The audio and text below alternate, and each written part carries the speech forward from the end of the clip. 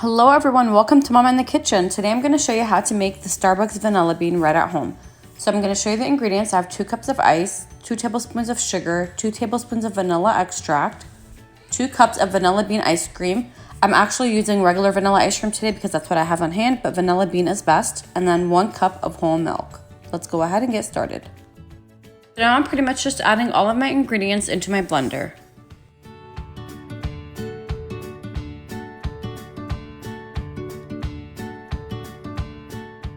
All right, and after adding all the ingredients, now I'm just gonna blend it on the frozen drink setting, and that is it. Now I'm gonna go ahead and place it in my serving cup and top it off with some whipped cream.